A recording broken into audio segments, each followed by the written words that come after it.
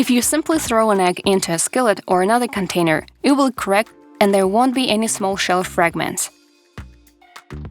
You just need to remove the two halves of the shell and continue cooking. If you carefully open a packet of spices from the corner, it probably won't spill. But to avoid that, cut a strip about 1.5 inches wide from the packet. Carefully fold the packet and put the resulting loop on a sharp edge. Thoroughly wash and carefully cut a small lid off a mandarin. Use a teaspoon to remove the segments, making sure to keep the peel intact. In the resulting cup, make several punctures with a toothpick or skewer and add tea leaves. Place the improvised and flavored tea bag in the cup and pour boiling water over it. Once the tea has steeped, remove the peel and stems. Add more water to reach the desired volume. The tea will have a wonderful, delicate citrus aroma, and there won't be any loose tea leaves floating in the cup. Cut peeled raw potatoes into pieces of the desired size. Insert toothpicks into each piece so that the potatoes stand on these supports. Do the same with any other vegetables, such as carrots, colored cauliflower, or broccoli that need to be steamed. Now place these cheerful little creatures in a pot filled with hot water. Cover the pot and steam the vegetables over very low heat. In my case, it took 15 minutes. If coffee beans have lost their wonderful aroma, pour cold water over them and let them sit for 30-40 minutes. Then transfer the damp beans to a baking sheet lined with parchment paper and heat them in the oven at a temperature of 160 degrees Fahrenheit for no more than 10 minutes. Let the dried beans cool completely. Now you can grind them in a coffee grinder and brew coffee. The aroma will be vibrant again, and the taste even more bitter. You can brew ground coffee directly in a cup by pouring hot water over it. Here's a very interesting way to get rid of coffee grounds for those who find them bothersome. Cut a slice of orange with a diameter slightly larger than that of the cup. Make numerous punctures in the pulp with a knife or scissors. Place the orange slice on top of the coffee in the cup, cover it with another cup, and carefully flip the construction. Slightly shift the top cup where the coffee is to speed up the filtration process.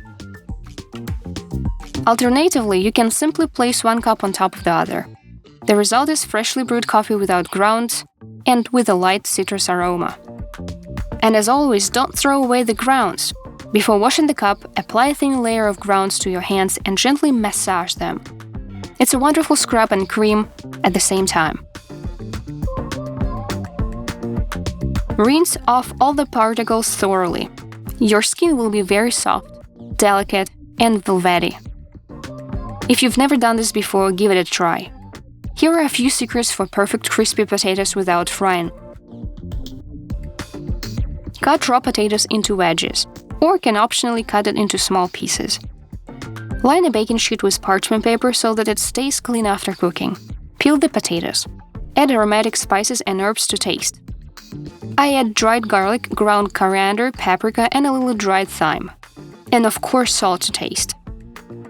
To evenly distribute the spices, add a little vegetable oil.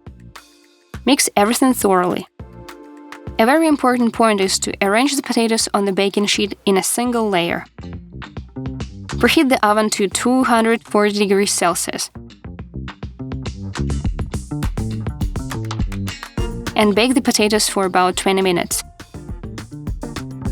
In the middle of cooking, you can flip them once. This is the result you get. Nothing sticks to the paper. The baking sheet stays clean, and the potatoes are golden, crispy, and very tender inside.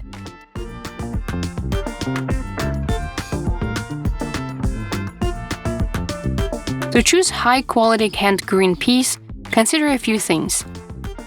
Tender peas from young varieties are always produced in June or July. The production date is indicated on the can lid. Make sure to check the ingredients.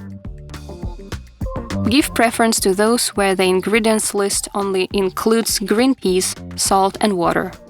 Sometimes sugar may also be listed as an additional ingredient, but there shouldn't be any other ingredients. If the can indicates a different date, such as October or November, it means the peas were made from dried ones. They were simply rehydrated. Such peas are much firmer and not as tasty, suitable mostly for making soups.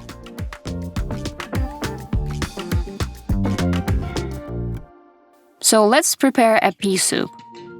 Put a little clarified butter in a pot. You can use vegetable oil. Add finely chopped onion and a clove of garlic. Sauté the vegetables until soft. Then add broccoli, frozen ones will do. You can also use cauliflower or potatoes. Drain all the liquid from the can of peas.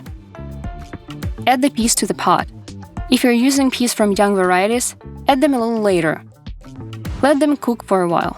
They are firm and need some time. Pour in water and cook the vegetables for about 10 minutes after it boils. Add some herbs. I have cilantro and a few mint leaves. Season with salt and pepper. And use an immersion blender to make it of a homogeneous state. Add a little of freshly squeezed lemon. Boil a little. And let it sit for about 10 minutes. For texture and flavor, add a little pumpkin seeds. If you want the soup to be thicker, use less water initially.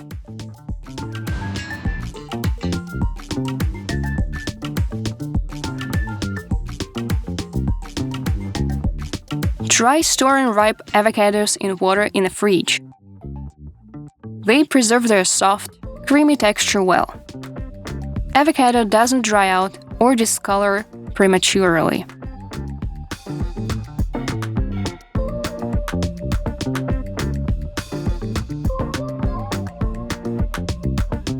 Let's make quick pizzas using small lavash bread. But it's not practical to cook them one by one, and two don't fit on the baking sheet. So cut each lavash into 4 equal parts and arrange 3 quarters on top, 3 at the bottom and 2 on the sides. Now everything fits perfectly. And then it's a matter of taste. Spread a thin layer of tomato sauce as the base for the pizza. Sprinkle with dried herbs like oregano and basil, and grated cheese. Place a tomato slice on each piece. Mozzarella balls will add tenderness and amazing flavor to the pizza. Bake the pizzas in a preheated oven at 200 degrees Celsius for 8–10 minutes. You can garnish the finished pizzas with finely chopped herbs like dill and parsley. If you have a few leftover pizza slices for tomorrow, it's easy to restore their freshness. Take a sheet of parchment paper. Stack the pizza slices on top of each other, folding the edges of the paper to create a packet, and place it in a toaster. After a couple of minutes, the hot pizza is ready.